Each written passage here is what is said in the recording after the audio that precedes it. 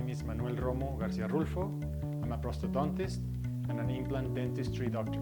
My grandfather was a dentist, my uncle is a dentist, my brother is a dentist, and 5 other cousins are dentists. I just treat all my patients like if they were part of my family.